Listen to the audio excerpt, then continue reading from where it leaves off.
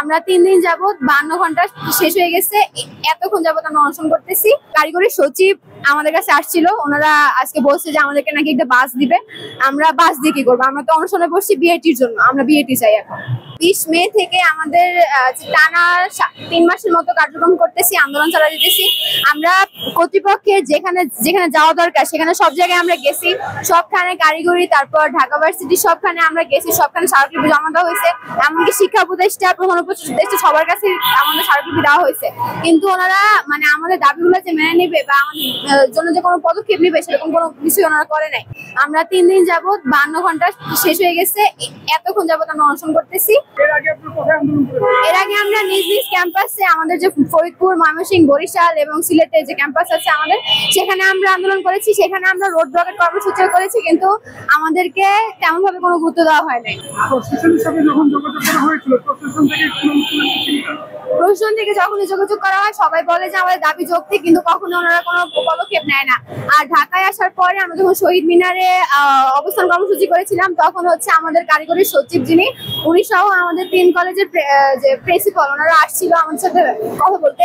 ওনারা হচ্ছে আমরা ক্যাম্পাস থাকাকালীন সময়ে যে সকল দাবি নিয়ে শুরু করেছিলাম আন্দোলনটা, সেই সকল দাবির মানে ছোট ছোট দাবিগুলো ছিল আমাদের, যে আমাদের শিক্ষক নিয়োগ দিতে হবে, আমাদেরকে ক্যাম্পাসে অ্যাম্বুলেন্স এইসবের ব্যবস্থা করতে হবে, এই দাবিগুলো ওনারা পূরণ করে নিয়ে আসছিল। কিন্তু আমাদের দাবি তখন বিআইটি ছিল, তো বিআইটির দাবিটা পূরণ না করে ওনারা অনেক আগের দাবিগুলো নিয়ে ওনারা তখনও করেছিল। এত বছর ধরে আমরা গত 17 বছর ধরে আমরা এত সাফার করতেছি, তারপর ওনারা হচ্ছে কখনো কোনো কর্ণপাত করে নাই।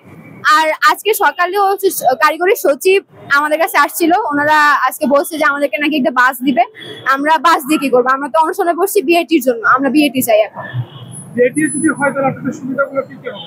বিএটি যদি হয় আমাদের সুবিধা হচ্ছে, আমাদের 3-4 কলেজ মিলায়া হচ্ছে প্রফেসর বা অধ্যাপক যে থাকে, ওইরকম কোনো অধ্যাপক আমাদের এখানে নাই।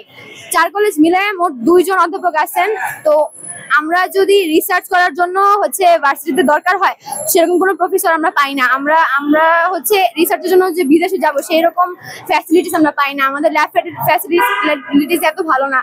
তারপর আমাদের যে 2টো ক্যাম্পাস, বরিশাল এবং হচ্ছে ময়মনসিংহ, 2টো ক্যাম্পাসই হচ্ছে একদম শহর থেকে অনেক ভিতরে। আমাদের শহরে গিয়ে হচ্ছে অনেক কিছু মানে নিয়ে আসা লাগে, আমাদের ফ্যাসিলিটিস এত ভালো না, সেই জন্য আমরা আন্দোলন করতেছি। আমরা যদি বিআইটি হয় আমরা ওগুলো করতে পারবো। আর আরেকটা বিষয় হচ্ছে যে আমাদের পরীক্ষা পদ্ধতি হচ্ছে আমাদের 3 কলেজ মিলায় হচ্ছে একসাথে পরীক্ষা হয়। এখন 3 কলেজ মিলে কোশ্চেন হয় এই কারণে, মানে 3 কলেজ এক এক কলেজে এক এক বিষয় এক এক রকম ভাবে পড়ায়, সিলেবাস একই থাকে, কিন্তু সব কলেজে তো সেম টিচার থাকে না। যদি ওরকম আমাদের বিআইটি হয় তো আমরা হচ্ছে নিজেদের পরীক্ষা নিজেরা নিতে পারবো, আমাদের এরকম পরীক্ষা পদ্ধতির যে ঝামেলাটা সেটা আর থাকবে না। প্রিয় প্রবাসী, আপনার নিরাপদ ভবিষ্যতের জন্য অর্ধেক দামে আজই ফ্ল্যাট বুকিং করুন। ঢাকায় প্রবাসী সিটি দিচ্ছে সীমিত সময়ের স্পেশাল অফার। জমি ও ফ্ল্যাট একসাথে, যোগাযোগ করুন স্ক্রিনে দেওয়া নম্বরে।